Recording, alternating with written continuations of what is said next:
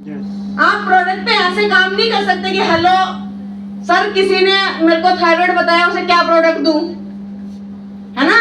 Madam वो किसी ने थायराइड बोला है, किसी ने आपका नंबर दिया है, उन्होंने कहा इनसे पूछ लो क्या देना है, तो मैं क्या बोलूंगी, सर मैं अभी मीटिंग में हूं तब, है ना। तो ऐसे तो आप काम नहीं कर सकते ना। और हमारा बेस क्या है, प्रोडक्ट। तो ये चीजों को धीरे धीरे अब हमें समझना है। तो जब थायराइड का आप टेस्ट देखते हो, थायराइड की आप रिपोर्ट देखते हो, तो उसमें 3 टेस्ट आते हैं, T3, T4 एंड TSH। ठीक है। T3, T4 कौन रिलीज करता है, हमारा पिट्यूटरी ग्लैंड, ब्रेन। और TSH कौन रिलीज करता है, हमारा थायराइड ग्लैंड। ठीक है। तो जितने भी आपके थायराइड के पेशेंट्स हैं घर में, अगर डॉटर को थायराइड है, मदर को थायराइड है, तो आप ध्यान से ऑब्जर्व करना, ज्यादातर लोगों को थायराइड तब डायग्नोस होता है जब उनको कोई स्ट्रेस होता है, तनाव होता है। आप अपने क्लाइंट से पूछोगे ना आपको थायराइड कब हुआ, अरे सर वो मेरे घर में कोई दिक्कत चल रही थी, परेशानी चल रही थी, उसके बाद मेरा वजन बढ़ने लग गया, फिर मैंने चेक करवाया तो मेरा थायराइड बढ़ा हुआ आया। तो आपका TSH लेवल क्या आने लगता है, बढ़ा हुआ आने लगता है, तो हाइपोथायराइड डायग्नोस होता है। पहली चीज जो थायराइड पेशेंट के साथ आपको करनी है, राइट, जब भी थायराइड पेशेंट से आप बात करोगे वो कोई ना कोई गोली खा रहा होगा, खाता है ना, थायरोक्सिन या थायरोनॉम, खाता है कि नहीं खाता है, पहली चीज। और यहाँ पर भी जो 2, 4, 5, 10 तो होंगे जो थायराइड के पेशेंट्स होंगे। आपने थायराइड की गोली is a heat sensitive medicine. 90% मैं लोगों को ऑब्जर्व करती हूँ, वो थायराइड की गोली या तो खिड़की के पास रखते हैं, या तो फ्रिज के ऊपर रखते हैं, या तो किसी ऐसी जगह पे रखी होती है जहां पर सूरज की किरणें उसके ऊपर पड़ रही होती है। ठीक है ना। आपने वो डब्बी जो है वो फ्रिज के ऊपर रखी है, फ्रिज के ऊपर सूरज की किरणें पड़ रही हैं, आपकी थायराइड की डब्बी खराब हो गई है। तो जो आपका क्लाइंट है उससे पहले आपने ये पूछना है कि मैम आप थायरोक्सिन या थायरोनॉम खाते हो, लेकिन पहले बताओ उसे रखते कब। अगर वो हीट के कांटेक्ट में आती है तो उस डब्बी को फेंक दो, नई डब्बी खरीद के लाओ, और डब्बी को कहां पर रखना है, आपने फ्रिज में रखना है। ठीक है। क्योंकि अगर थायराइड की डब्बी के साथ, थायराइड की गोली के साथ हीट रिएक्ट करेगी, हीट के कांटेक्ट में आएगा, तो वो हीट सेंसिटिव मेडिसिन है, वो क्या हो जाएगी, खत्म, खराब। अभी ठंड का मौसम है ना। अब बहुत सारी लेडीज जो है वो बेचारी सुबह सुबह थायराइड की गोली खाएंगी, लेकिन वो क्या सोचेंगी, अरे गुनगुना पानी करके पी लेती हूँ। आपने हल्का सा भी गुनगुना पानी के साथ थायराइड की गोली खाई तो वो थायराइड की गोली क्या हो गई, खराब। तो पहले तो आपका थायराइड की गोली काम नहीं कर रही है, इसलिए आपको पहले तो अच्छे रिजल्ट्स ही नहीं मिल रहे। ठीक है। तो एक तो आपने पहले ये चेंज करवाना है उनका, तो इमीडिएटली आपको थोड़े से रिजल्ट्स आने शुरू हो जाएंगे। दूसरा, थायराइड ग्लैंड जो है हमेशा याद रखिए वो किससे बना है, सिलेनियम।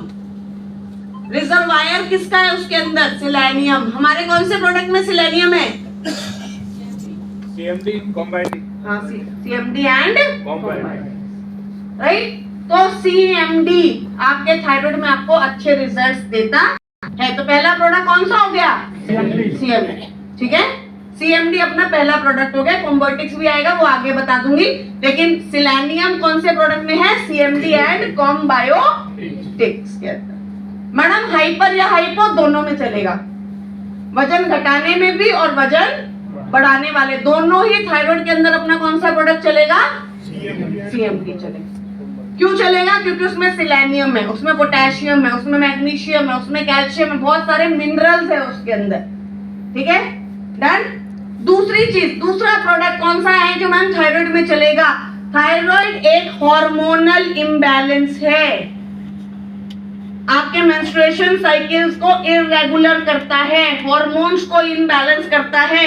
मैम मेरे बाल झड़ने लग गए, मैम मेरी स्किन अजीब सी हो गई है, डल हो गई है, राइट, मेंस्ट्रुएशन साइकिल्स इररेगुलर हो गई हैं, फेशियल हेयर की ग्रोथ आ रही है, तो एक हार्मोनल इम्बैलेंस है। हमेशा याद रखिए, हमेशा कहीं पे भी अगर किसी को हार्मोनल इम्बैलेंस है तो एक प्रोडक्ट चलेगा ही चलेगा, या तो फ्लेक्स या तो क्रिल। एक अच्छा ओमेगा 3 हार्मोन्स को बैलेंस करता है। कोई भी लेडी है जो आके आपको कह रही है कि मुझे हार्मोनल इम्बैलेंस है, मेरे फेस पे देखो कैसे मोटे मोटे दाने हो गए, डॉक्टर ने बोला है कि आपको हार्मोनल इम्बैलेंस की वजह से दाने हैं, फ्लैक्स या क्रेप। मेरे फेस के ऊपर बाल आने लगे हैं, डॉक्टर ने बोला है फेशियल हेयर की ग्रोथ है, हार्मोन्स इम्बैलेंस हो गए हैं, फ्लैक्स या क्रेप। राइट। मेरी मेंस्ट्रुएशन साइकिल्स इररेगुलर हैं, डॉक्टर ने बोला है हार्मोनल इम्बैलेंस है, फ्लैक्स या क्रेप। ठीक है। इनफर्टिलिटी है, कंसीव नहीं कर पा रही हूं। क्यों कंसीव नहीं कर पा रहे हो? डॉक्टर ने बोला है हार्मोनल इम्बैलेंस है, हार्मोन्स जो है वो इम्बैलेंस है, कौन सा प्रोडक्ट चलेगा? फ्लैक्स या क्रेप। पीसीओडी है, ओवरीज के अंदर सिस्ट है, वेट गेन किया है, मेंस्ट्रुएशन साइकिल्स नहीं आती हैं, कम आती हैं, हार्मोनल इम्बैलेंस है, कौन सा प्रोडक्ट चलेगा? फ्लैक्स या मतलब एक चीज तो अपन ने रट्टा मार ली कि अगर हार्मोनल इम्बैलेंस है तो कौन सा प्रोडक्ट चलेगा ही चलेगा? फ्लैक्स या क्रेप। तो थायराइड क्या है? हार्मोनल इम्बैलेंस है ना, तो दूसरा प्रोडक्ट लिखो फ्लैक्स या क्रेप, फ्लैक्स ऑयल और क्रेप। राइट, दो प्रोडक्ट लिख लिए। राइट, तीसरा प्रोडक्ट कोई भी आपका, दूसरी चीज देखो ध्यान से, हम अपना चीजों को रट्टा नहीं मारेंगे, हम चीजों को थोड़ा सा समझेंगे। ठीक है। विटामिन डी, आपका कोई भी क्लाइंट है उसका कोलेस्ट्रॉल कम नहीं करवा पा रहे हो, मैंने तो 6 महीने फ्लैक्स ऑयल खा लिया, मेरा कोलेस्ट्रॉल कम नहीं हो रहा, मैंने तो 6 महीने ग्लूको हेल्थ फ्लैक्स नीम खा लिया, मेरा तो डायबिटीज कम नहीं हो रहा, मैंने तो ये सब कुछ खा के देख लिया, मेरे बाल तो झड़ने नहीं रुक रहे। जो भी आपके ऐसे क्लाइंट हैं जिनको आपको लग रहा है रिजल्ट नहीं मिल रहा, उनका विटामिन डी और B12 लेवल चेक करवाओ, सिंपल है। ठीक है मैडम, आप अपना एक बार विटामिन डी और B12 क्या करवा लो? चेक करवा, खुद का भी करवा लो। विटामिन डी और B12 अगर आपका कम है तो आप ज्यादातर प्रॉब्लम में रिजल्ट नहीं दे पाओगे, अच्छा नहीं दे पाओगे, जो आपने एक्सपेक्ट किया वो रिजल्ट आपको नहीं आएगा। मैं आपको एक और रिलेशन बताती हूँ। मेरे पास एक लेडी आई अभी और उसका AMH लेवल बहुत कम था। AMH क्या होता है? जब भी कोई फीमेल कंसीव नहीं कर पाती, राइट, आप किसी IVF सेंटर में जाएंगे या कहीं पे भी जाएंगे तो वो क्या है, डॉक्टर पहले आपका AMH टेस्ट करवाएगा। AMH क्या होता है? पता करता है कि आपकी बॉडी में एग प्रोडक्शन कैसा है, एग की क्वालिटी कैसी है। तो अगर AMH लेवल खराब होता है मतलब फीमेल की बॉडी में एग प्रोडक्शन अच्छा नहीं है, तो डॉक्टर क्या बोलते हैं? IVF करवा लो। तो उनका AMH क्या था? बिल्कुल खराब था, तो उनको भी डॉक्टर ने बोला कि आप अपना IVF करवा लो। अब वो क्या था, वो बाहर से फॉरेन से किसी डॉक्टर से उन्होंने कंसल्ट किया, तो उस डॉक्टर ने उनको बोला कि मैम आपका विटामिन डी लेवल बहुत खराब है, अगर आपका विटामिन डी खराब रहेगा तो आपका AMH लेवल भी हमेशा क्या रहेगा? खराब। और आप चाहे IVF करवा लो, करवाती है ना फीमेल्स, आप चाहे IVF करवा लो, अगर आपका विटामिन डी ठीक नहीं हुआ तो आप IVF के बाद भी कंसीव नहीं कर पाओगे। तो देखो किसी को फर्क नहीं पड़ता, आपने 2 लाख रुपए देने IVF करवाना है, उसके बाद आप कंसीव करो या ना करो इसका किसी से कोई लेना देना नहीं। लेकिन आप अगर किसी को प्रोडक्ट दे रहे हो, इनफर्टिलिटी के प्रोडक्ट दे रहे हो, उनका विटामिन डी और B12 चेक करवाओ। थायराइड के प्रोडक्ट दे रहे हो, विटामिन डी और B12 चेक करो। घर में कोई फीमेल है जिसको बार बार दिक्कत हो रही है, उसका सबसे पहले विटामिन डी और B12 क्या करवाना है? चेक करवाना। तो अगला प्रोडक्ट हमारे पास थायराइड में कौन सा हो गया? Vitamin D and B12। ठीक है, कितना होना चाहिए मैडम विटामिन डी और B12? नॉर्मली अगर आप रिपोर्ट देखोगे तो विटामिन डी जो है 30 के आसपास जब आता है तो लिखा होता है सफिशिएंट, मतलब ठीक है। लेकिन अपने को 30 पे नहीं रहना है, विटामिन डी कितनी रेंज होनी चाहिए? लिख लो 60 to 80, 60 to 80, 60 के नीचे नहीं जाना कभी भी और 80 के ऊपर नहीं, वही रहना है, राइट, 60 to 80। अगर आप जितने भी लोग यहाँ पे बैठे हो अपना विटामिन डी और अपने क्लाइंट्स का विटामिन डी 60 से 80 के बीच में मेंटेन करके चलोगे, 100% मैं गारंटी देती हूँ आपको रिजल्ट मिलेगा ही मिलेगा, राइट। बढ़िया रिजल्ट आपको मिलेंगे। 60 to 80 के बीच में रहना है, राइट। विटामिन B12 कितना रहना चाहिए? 200 से 900 के बीच में एक रेंज होती है। जब आप रिपोर्ट देखते हो ना, वो जो रिपोर्ट आती है जो डॉक्टर पैच लैब वाला देता है, तो आप रिपोर्ट देखते हो तो लिखा होता है 200 से 900 की रेंज है। 200 पे अगर आप आते हो तो डॉक्टर कहता है ठीक है, क्योंकि डॉक्टर को क्या चाहिए, बीमार चाहिए ना।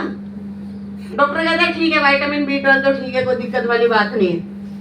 हमेशा याद को 600 से 700 के बीच में उसको आपको रखना है। 600 के नीचे नहीं आना और 700 के ऊपर भी नहीं आना है।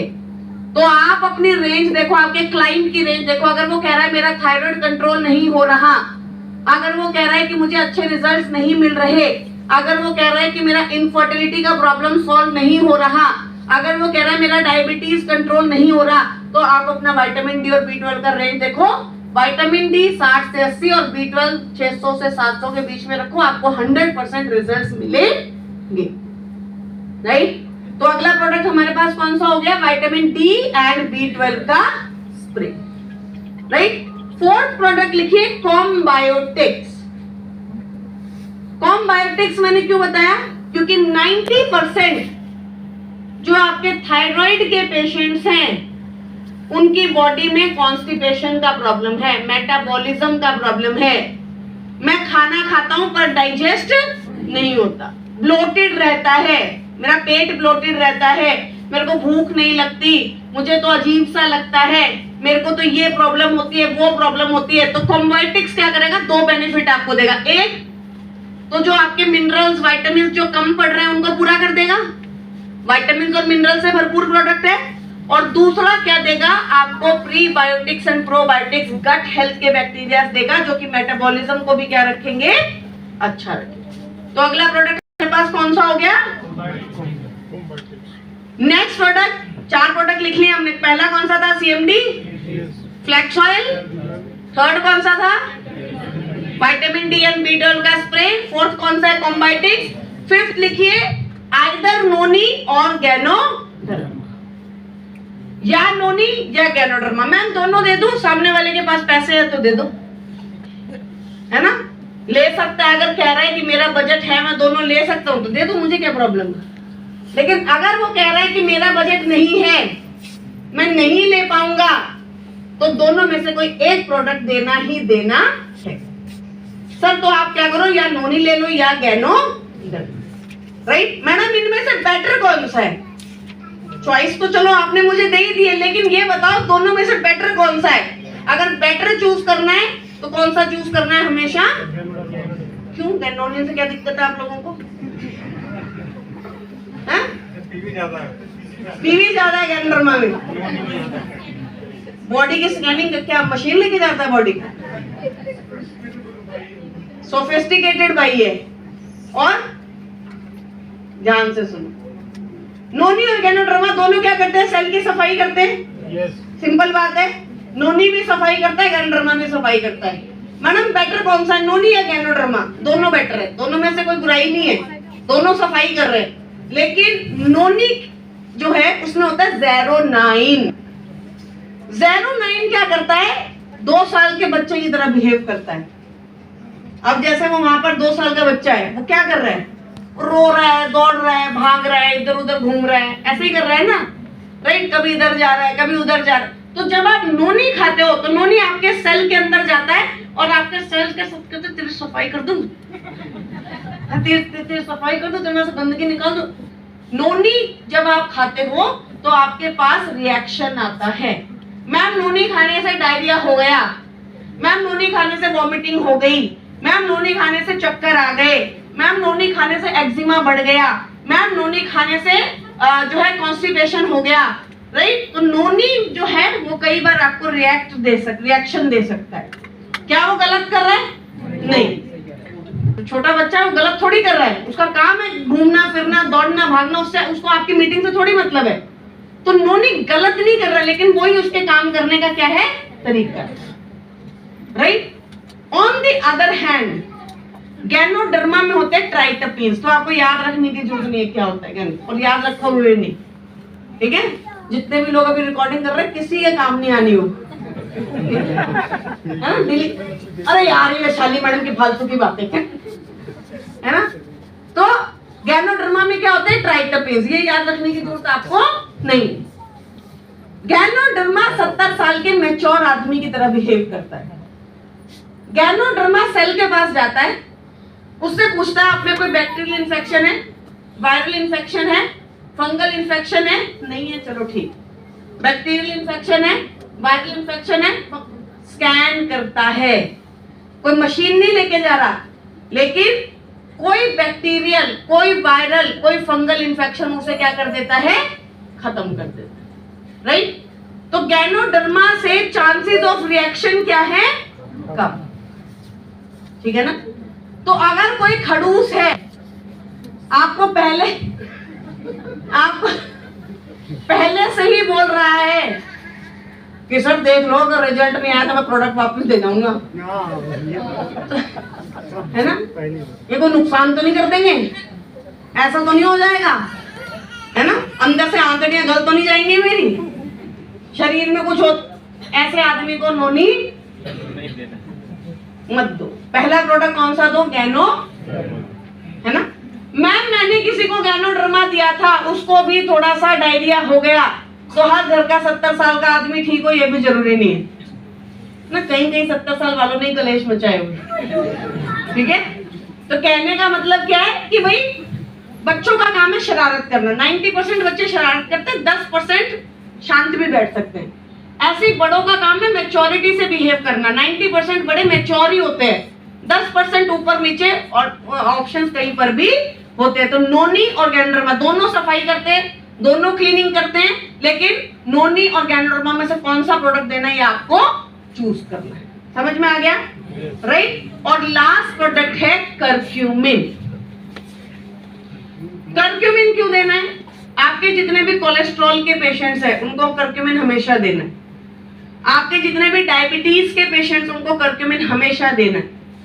कर्क्यूमिन क्यों देना है, क्योंकि कर्क्यूमिन क्या करता है, बॉडी में सूजन को कम करता है, इन्फ्लामेशन को कम करता है। और जब भी किसी को भी हार्मोनल इंबैलेंस होता है, थायराइड, पीसीओडी, इनफर्टिलिटी, उसकी बॉडी में हमेशा क्या रहती है, इन्फ्लामेशन, सूजन हमेशा रहती है। तो उस इन्फ्लेमेशन को हमको क्या करना है, कम करना है, इन्फ्लेमेशन को हमको क्या करना है, खत्म करना है। तो ये 5-6 प्रोडक्ट्स हैं जो कि आपके थायराइड के ऊपर बहुत अच्छा काम करते हैं, ठीक है। अब मैम अगर किसी को इसमें मेंस्ट्रुएशन साइकिल्स इररेगुलरिटी है, मुझे थायराइड है और मुझे मेंस्ट्रुएशन साइकिल्स इररेगुलर हैं, तो आप कौन सा प्रोडक्ट ऐड करोगे, शतावरी, ठीक है। मुझे थायराइड है लेकिन मुझे मेंस्ट्रुएशन साइकिल्स इररेगुलरिटी नहीं है, तो आप शतावरी को हटा सकते हो, ठीक है। समझ में आया। शतावरी किसका प्रोडक्ट है, मेंस्ट्रुएशन साइकिल्स का प्रोडक्ट। मेंस्ट्रुएशन साइकिल्स इररेगुलर है, नहीं आते हैं, कम आते, मेंस्ट्रुएशन साइकिल से रिलेटेड कोई भी समस्या है तो वहां पर आप कौन सा प्रोडक्ट ऐड कर दोगे, अगर कोई कह रहा है कि मुझे मेंस्ट्रुएशन से रिलेटेड कोई समस्या नहीं है, जैसे कई बार पीसीओडी में यही होता है ना कि 3-3, 4-4 महीने के बाद मेंस्ट्रुएशन साइकिल्स आते हैं, नहीं आते हैं, है ना, तो शतावरी। लेकिन कोई क्लाइंट आपको 10 में से 15 में से 50 में से ऐसा भी मिलेगा जो कहेगा मुझे तो मेंस्ट्रुएशन साइकिल्स रेगुलर आते हैं, मुझे तो पता ही नहीं चला कि मुझे पीसीओडी है, मुझे तो जब डॉक्टर ने बताया तब पता चला, अदरवाइज मेंस्ट्रुएशन साइकिल से रिलेटेड कोई समस्या नहीं है। तो वहां पर आप शतावरी हटा सकते हो, क्योंकि शतावरी प्योरली मेंस्ट्रुएशन साइकिल्स का प्रोडक्ट है, ठीक है। समझ में आ गया। अब आ जाते हैं डोज के ऊपर। मैम कितनी डोज देनी है, तो किसी भी प्रोडक्ट की कितनी डोज देनी है, कम से कम 2, ज्यादा से ज्यादा, ये तो समझ चुके ना दिल्ली वाले, जितने उसके पास पैसे हैं उतनी देनी है। अगर 2 के पैसे हैं तो 2 ही दे सकते हो, 1 का कोई डोज नहीं होता, 1 कैप्सूल का कोई डोज नहीं है। आप दे रहे हो तो मेरे पूछना भी मत कि मैडम उसमें क्या बदलना है, कम से कम 2, 3 या ज्यादा से ज्यादा कितनी दे सकते हो, 4। कितने महीने में रिजल्ट आएगा, कम से कम 3 महीने में, ज्यादा से ज्यादा, है ना, इतना टाइम लगता है। और कब खाना है मैडम, खाने के पहले खाऊं या खाने के बाद, प्लीज मुझे माफ करो। अब मुझे 10 साल हो चुके हैं वेस्टीज में, मैं थक चुकी हूँ आपको बता है ना। कभी भी खा लो राइट। मैंने आपको बताया ना, काफी लोग नए होंगे। मेरे पास रात को 2:30 बजे 26 मिस कॉल्स आई राइट, 26 मिस कॉल्स। अब मुझे लगा पता नहीं क्या ही हो गया, किसी की दुनिया में क्या हो गया होगा। तो मैंने फोन उठाया, कह रहा हेलो मैडम गुड मॉर्निंग। मैंने कहा गुड मॉर्निंग। कह रहा मैम सो तो नहीं रहे थे। मैंने कहा सर कोई पागल ही होगा तो 2:30 बजे सोएगा। कह रहा मैम एक बहुत जरूरी बात पूछ रही थी, मैंने सोचा वैशाली मैडम से पूछ लेता हूँ। मैंने कहा अच्छा ही किया आपने। मैम एलर्जी 9 कब लेना है राइट। तो मैंने उनसे कहा सर ब्रह्म मुहूर्त में सुबह 3:30 से 4:30 बजे उठ के सर नीचे पैर ऊपर घूट करके अगर आप 38 मिनट में एलआरजी 9 का सेवन करते हैं तो यह आपके शरीर के लिए अमृत तत्व का काम करता है। कह रहा मैडम ऐसे तो नहीं ले पाऊंगा। मैंने कहा आप कैसे ही ले लो फिर राइट। तो you need to understand, product ना लेने से प्रोडक्ट किसी भी टाइम लेना इज बेटर। मैडम आपने ग्रिल खाने के बीच में बताया था, खाने के बाद ले लूंगा तो क्या हो जाएगा? कौन सा ग्रिल आप पे कोर्ट केस करने वाला है राइट। मैडम पर वो आपने एक मीटिंग में बताया था खाने के बीच में अच्छा एब्जॉर्ब होता है। ठीक है मैं कह रही हूँ खाने के बीच में 100% एब्जॉर्ब होता है और खाने के बाद 80% एब्जॉर्ब होता है। तो 100 का फायदा नहीं ले रहे तो 80 का तो ले लो। क्या क्वेरीज है, किस तरीके की क्वेरीज है ना। तो किसी भी और दूसरी बात मैं ये आपको सच्ची बता रही हूँ, बैठ के जब आप किसी क्लाइंट के सामने बैठे होते हो ना, तो रेदर देन अपलाइन को कॉल करने से या वैशाली मैम को फोन करने से आप अगर उसको ढंग से प्रोडक्ट बता के आओगे तो उसको ज्यादा कॉन्फिडेंस आएगा राइट। रुकिए सर मैं पूछ के बता देता हूँ कब लेना है। आपका क्लाइंट गया, खत्म। वो क्लाइंट वहीं आपके हाथ से चला गया जब उसको ये समझ में आया कि आपको प्रोडक्ट की नॉलेज नहीं राइट। मैम क्या गारंटी है रिजल्ट देगा या नहीं? हाँ देती हूँ अभी गारंटी राइट।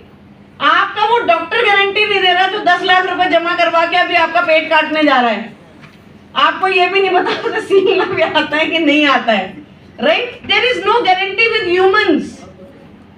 आप अगर मुझे कुछ बता रहे हो तो मेरे भले के लिए बता रहे हो, मेरा अच्छे से अच्छा करने की कोशिश कर रहे हो, बढ़िया से बढ़िया ही चीज दे रहे हो क्योंकि क्वालिटी हमारे पास है। लेकिन उसके बाद अगर वो प्रोडक्ट आपको रिजल्ट नहीं दे रहा तो there is no guarantee with human body. समझ में आया? तो किसी को गारंटी नहीं बांट के आनी है ठीक है। आप अच्छे से अच्छा प्रोडक्ट दीजिए, बढ़िया से बढ़िया प्रोडक्ट दीजिए, समझदारी से प्रोडक्ट दीजिए, लेकिन उसके बाद उसकी कोई गारंटी नुकसान नहीं देगा, ये गारंटी है राइट। ये कंफर्म्ड है। बाकी रिजल्ट आपको 90% जो आपकी बीमारी है उसका सॉल्यूशन क्या है? सप्लीमेंट्स। मैं आपको एक और स्टोरी सुनाई थी। मैं नागपुर में अभी रिसेंटली गई थी। नागपुर में एक बच्चा मेरे पास आया, 25-26 साल का बच्चा था, very young, very heavy build, अच्छा बिल्ड का बच्चा था। मेरे पास आके कह रहा मैडम मेरा कोलेस्ट्रॉल 400 आया है। मैंने कहा तुम्हारा कोलेस्ट्रॉल 400 कैसे आया? तुम तो मेरे को वर्कआउट करते हुए लगते हो। कह रहा मैम मैं रेगुलर 2 साल से रेगुलर जिम जाता हूँ, मैं एक भी दिन जिम मिस नहीं करता, मैं बाहर का नहीं खाता, पर मुझे समझ नहीं आ रहा मेरा कोलेस्ट्रॉल बढ़ा क्यों है। तो मैंने उसकी जब रिपोर्ट चेक की तो उसकी रिपोर्ट में कहीं पर भी विटामिन डी नहीं था। आप लोग भी अगर आपका कोलेस्ट्रॉल बढ़ा हुआ है तो आपका विटामिन डी घटा हुआ होगा, 100% चेक करवा लेना राइट। तो मैंने कहा यार तुम्हारा विटामिन डी तो है कि नहीं? क्या कह रहा मैम मेरे को नहीं पता, मैं तो डॉक्टर के पास गया था, डॉक्टर ने गोली लिख के दी है खाने के लिए। मेरे अपलाइन ने बोला कल वैशाली मैम की VWS अटेंड कर रहा है ना, एक बार उनसे भी पूछ लियो क्या खाना है। तो मैंने कहा तुम अपना विटामिन डी करवा के आओ। विटामिन डी होना कितना चाहिए अब तो अपने को पता है, 60 से 80। उसका कितना था? 4। तो मैंने उसे बोला कि भाई तुम्हारा विटामिन डी सीवियर कम है। अगर तुम्हारा विटामिन डी इतना कम है तो बॉडी अपने आप ही कोलेस्ट्रॉल को बढ़ाएगी। तुम विटामिन डी, तुम कोलेस्ट्रॉल की गोली मत खाओ, तुम विटामिन डी खाओ। तो उसने बोला ठीक है मैम, मैं अपना सबलिंगुअल स्प्रे ले लूं। मैंने कहा तुम्हारा इतना कम है कि सबलिंगुअल से तुम्हारा कुछ भी नहीं होगा, रोज की डोज है ना वो। तो मैंने कहा तुम एक काम करो, तुम पहले 3 महीने इंजेक्शन लगवाओ 1 लाख IU यूनिट्स के। तो उसने बोला ठीक है मैम। उसने इंजेक्शन लगवाए 3 महीने 6 महीने इंजेक्शन लगवाए। इंजेक्शन लगवाने के बाद उसने मुझे फोन किया कि मैम मेरा 6 महीने से विटामिन डी जो है 60 से 80 के बीच में आ रहा है, मेरा कोलेस्ट्रॉल घट के 200 पे आ गया है। जरूरत ही नहीं थी गोली की, राइट। तो मैंने कहा बहुत बढ़िया मैम, और कम कैसे होगा?